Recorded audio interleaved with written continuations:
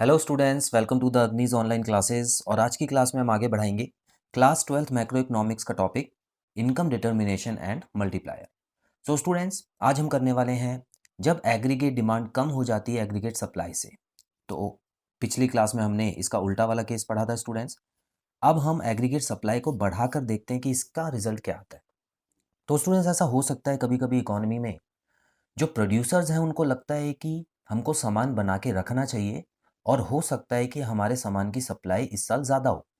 ठीक है, ये प्लान्ड चीज़ें होती हैं सारी। ये हमारी कंपनीज जो होती हैं या मैनेजर्स जो होते हैं वो सारा प्लान करके रखते हैं कि इस साल हमारा इतना सामान बिक सकता है, हमको फ्यूचर में इतना जो चीज़ें चल रही हैं देश दुनिया में उसके हिसाब से हमको लग रहा है कि इतना सामान हमारा बिकेगा, तो वो अपना सामान बना के रखते हैं कुछ प्रिपेयर करके।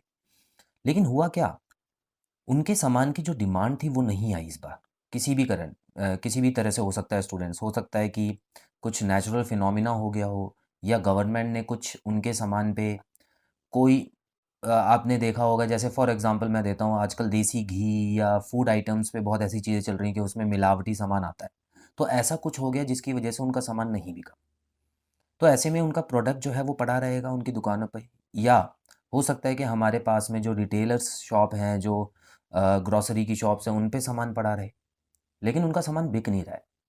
तो स्टूडेंट्स, ऐसे में क्या होता है, ऐसे में जो प्रोड्यूसर होते हैं वो ये सोच लेते हैं और ये टाइम से परख लेते हैं कि हमारी जो डिमांड है सामान की नहीं आ रही है, तो हमको वहाँ पर अपनी सप्लाई कम करनी होगी, किसी तरह प्रोडक्शन कम करना होगा। अब प्रोडक्शन कम करने के लिए क्या करना होगा स्टूडेंट्स, लोगों को नौकरी से निकालना होगा।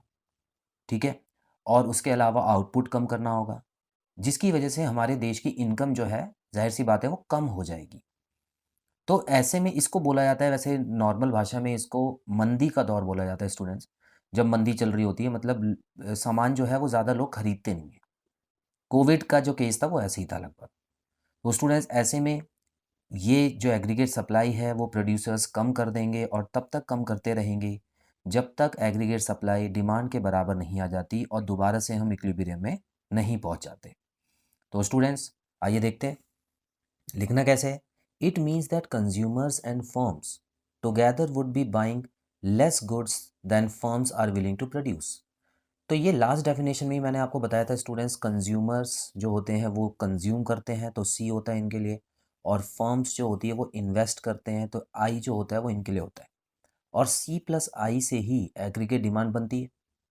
तो हुआ क्या कि एग्रीगेट डिमांड जो था वो कम आ रहा था, buying less goods than firms are willing to produce, मतलब एग्रीगेट सप्लाई जो था वो ज़्यादा था, एग्रीगेट डिमांड जो था वो कम था। तो ऐसे केस में क्या होगा students, as a result planned inventory would rise. तो दुकानों पर जो इन्वेंट्री है, जो स्टॉक है, वो भरा पड़ा रहेगा। फैक्ट्रीज में स्टॉक जो है वो आगे नहीं निकलेगा क्योंकि कोई खरीद ही नहीं रहा है उसको। तो ऐसे में students, to clear the stock, ठीक है, to clear the unwanted increase in inventory firms plan to decrease the employment and output. तो इसी वजह से जो फर्म्स होंगी, उनके यहाँ जो भी लोग काम कर रहे होंगे, एम्प्लॉयज़ होंगे, उनको वो निकालने की कोशिश करेगी स्टूडेंट्स।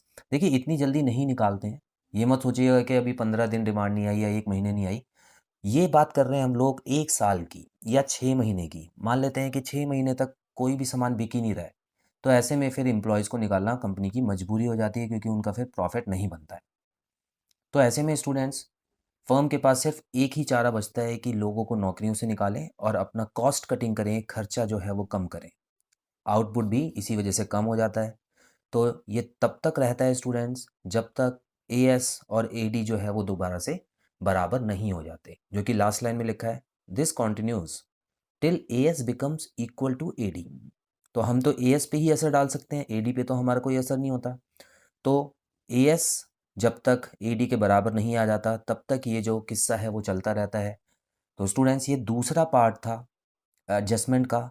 ये वाला केस भी बनता है। तो जब आप एग्रीगेट डिमांड और एग्रीगेट सप्लाई अप्रोच समझाएंगे, तो आपको क्या करना है, पहले तो उसको डिफाइन करना है, फिर शेड्यूल बनाना है, उसके बाद कर्व बना के आपको ये 2 केस समझा देने, बस इसके अलावा और कुछ नहीं करना आपको। आपको 6 में से 6 नंबर मिलेंगे। ठीक है, और सारी चीज़ें मैंने आपको वीडियोज़ में क्लियर कर दी।